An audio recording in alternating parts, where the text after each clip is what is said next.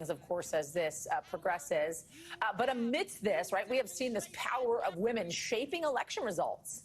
And this year is gearing up to be no different, especially after the fall of Roe. But there are some concerns amongst Democrats that abortion may not actually turn out to be the energizing political motivator they had hoped for in the midterms. Kristin, Rowe, Finkbeiner is the co-founder of MomsRising, which works to mobilize women and mothers to vote and advocate for critical issues.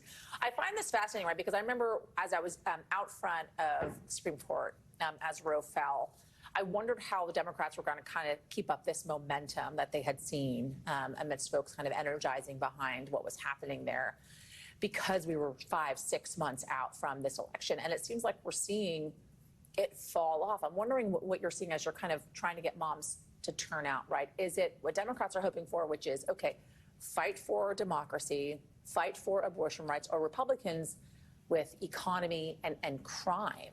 What's the most important thing for moms right now?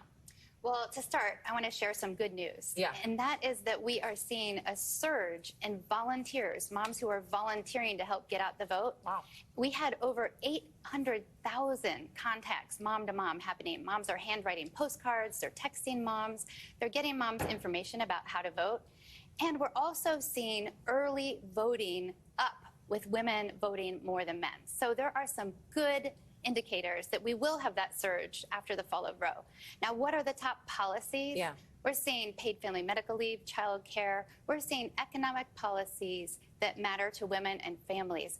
And we're seeing still abortion care being a highly, highly, highly prioritized policy. And this is important to note because 6 out of 10 people who need and have abortions are already moms. So this is a mom issue. Let me read you this stat from the Wall Street Journal.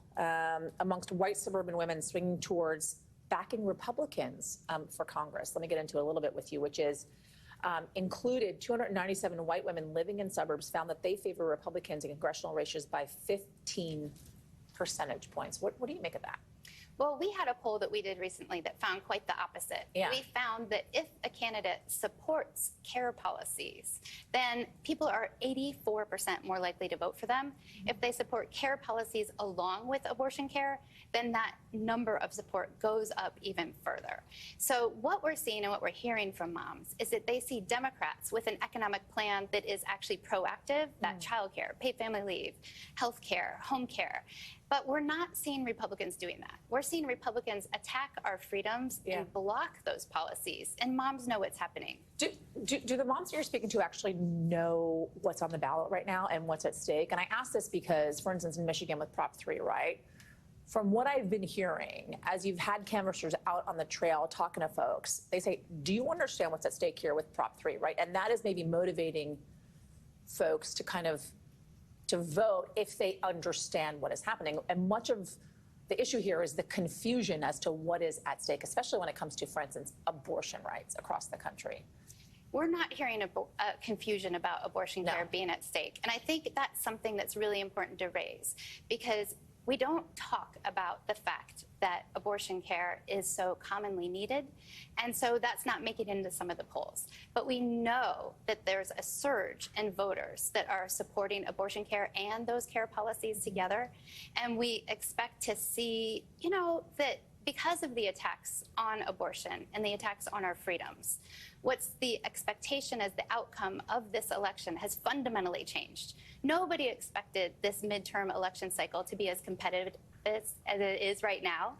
And so the competitiveness that we're seeing is because mom voters, women voters, people voters are actually really concerned about protecting our freedoms, our freedom to bodily autonomy, our freedom to work and live, our freedom to be able to be in community. One last one for you, and it's this. Are you seeing at all kind of a breakout when it comes to concern for issues amongst white moms versus moms of color?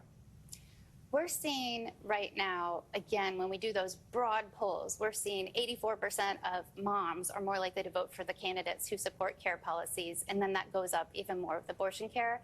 So we're seeing a huge surge. And one of the things that we talked about at the beginning is, what does that mean and what are the indicators? And so at MomsRising, since we're a grassroots organization, the early indicator we're seeing is more than 15,000 moms are turning out to help get out the vote.